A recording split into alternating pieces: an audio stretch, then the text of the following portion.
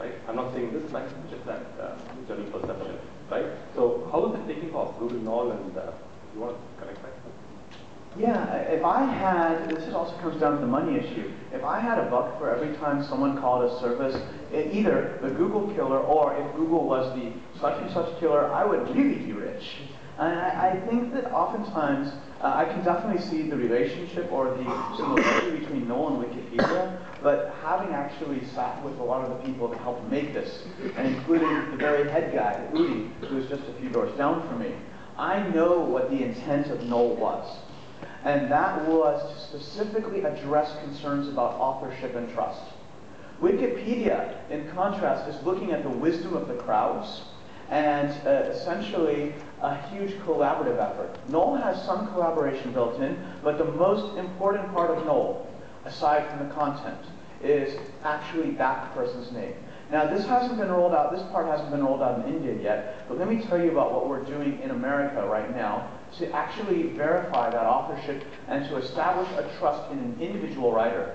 And we offer 2 core ways in the States right now, where people can actually submit their credit card number, which is not charged, or they can give us their local residence or their mobile phone number, which we then cross-verify against the listing, the personal name listing. Because one of the concerns and worries from our founders, in fact, and from Udi as well, is that while there is absolutely a need for anonymous and pseudonymous content on the web, it's valuable, it's protected. When it comes to content information and information sharing, it can be a detriment. And so we asked, how can we reward individual authors when they have a consistent record of creating quality? And Null was established for both that and as a way for people to more easily contribute quality content. Wikipedia, as much as I also have a love-hate relationship with the two, for your non-geeks, it's not really very easy to upload content or to add content. You need to know some wiki markup language, adding charts and graphs, pictures is hard. Null is just darn easy. So how well has it done? It's hard to say. It's definitely not killing Wikipedia anytime soon, and it wasn't meant to. And I would bet, although I have not looked at traffic logs for Null, I bet Wikipedia and many other sites are actually pulling in more traffic. For us, the more important issue was the opportunity, giving people, particularly those who don't have the time or the interest to make a website, and who want to still maintain also their own brand ownership of that content. They are proud that they've written something. We gave them Null for that. I expect to see more features, more development, more traffic in the future, but as a Wikipedia killer, no, and it should not be.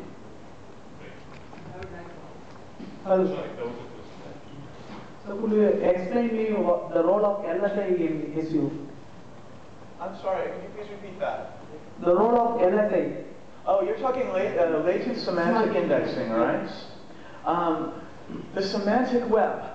So we actually haven't published anything specific about efforts in the area of semantic analysis, LSI, and so on.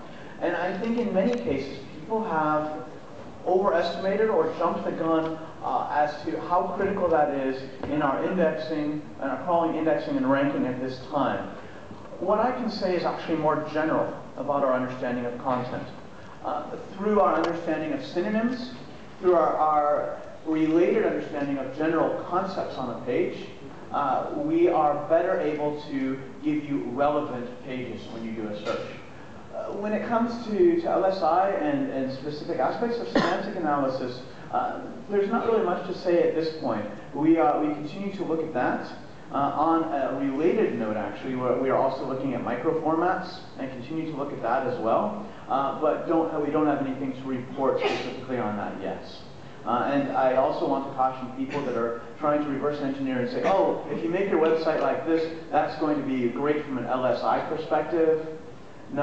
I think people have really been reading too much into particularly reports that I've seen where they're saying, oh, I know exactly what Google is doing in this space. And I read a lot of that, and I don't think that a lot of what's being written is accurately depicting what we're working on now with that. Okay. Yeah, so recently there was an update in Google where the local, every geography is showing different search results. And for the company which is targeting global audience, like what is your advice? Should you make a separate site for every city or what? For local, so there's two different ways to look at local. One is if your company has a physical presence, that you are a shop, etc. And I'll get to your more broad local issue in a moment. But if we take first the example of a specific single local instance of a company, your absolute best bet is to apply or to add a listing to the local business center, which is LBC, not to be confused with LSI. And that is free. It's not associated with AdWords. You also can do that if you have multiple physical presences. And I stress physical presences, because simply that your company does business or has airfares or whatever in many different cities, that does not make it eligible for local business center. One more tip on those companies with one or more physical presences would be to actually include that address, that phone number information prominent. When I say prominently, not buried 17 links deep. It can be on the bottom of your home page. It can be on a contact us page. That actual geographic information gives us an additional hint to help us better understand that your company has a presence in that location, physical location. Now, if you're talking about a company that is doing business in many locations, first, it can help. It's very much up to you if you want to target one primary location to geo-target if you have a generic TLD. By generic TLD, what I mean is one that is not focused specifically on a geography. .co.in is not a generic TLD. It's a specific, already a targeted one. .us also would not qualify. .co.uk is not. A generic or more general one would be a .net, .org, and even to some extent .eu, because it covers more than one country. When you have these, you can use Google Webmaster Tools geo-targeting to say, this is my primary audience. So now, after all of that, I'm going to get to what I think was more of your points, but I wanted to set a bit more of the foundation. You have a company that, and you perhaps, and you can correct me if my understanding is wrong, you are serving customers in many different cities throughout the world. Is that correct? Yeah, just to give you a number, we serve in more than 130 countries, and that's not possible, like, to be present physically in all of it. So absolutely. So in this particular case, you need to make an assessment on what is the distinction in either content or in functionality by country. So if there are certain countries that you do or can have original and compelling content that is relevant to that specific market. Or, of course, there are very likely to be language differences. I don't know if your entire site, do you have different languages, or is your whole site, all the different properties in English? Yeah, it's all in English, and it's like, so it's a niche market segment which the customer are fragmented, spread across multiple geographies. So you are serving many markets. You are having content all in English. If you do not have genuinely distinct content for each section, it's actually going to be a difficult sell for Google and possibly for other search engines as well to try and gain strong traffic from each individual market. So your best bet is to first not try to create duplicate content with an intent to rank higher for each market, but also don't worry too much about duplicate content. So I think that there are a lot of misconceptions about duplicate content, particularly in the context of when a company is serving many regions. There is a fine line between doorway pages, which you know when you see them, and those aren't good. Let me give you an example of a bad practice that could very well set you afoul of Google Webmaster Guidelines. And that would be, let's say you are a rental car company, and you created 1,000 separate pages, each one of them saying, are you looking for car rental in Bangalore? We've got great car rentals in Bangalore. Just click here and submit what dates you're looking for. And if you do that for every single city with no actual content on specific pricing for that city, specific hours availability, etc., you're setting yourself up for problems. So that's a case in which you just have an obnoxious number of doorway pages, could be penalized.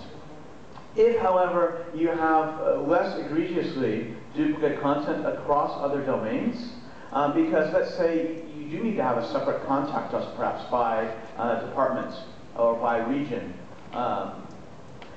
Then we are going to attempt to pick, when we serve that result, we're going to attempt to pick the best one for that geographic region based upon often IP targeting of that user. To set these pages and these regions apart, it is going to have to depend upon the two things of content, original and distinct content per section, and also having an address if possible, if there is a physical location associated with that. As I mentioned also for the local physical businesses, having that address and phone number there under contact us and so on. But it's going to be a tough climb. I see this again and again with travel, with real estate, with other companies that are multinational but have few distinctions amongst regions. It's just going to be tough.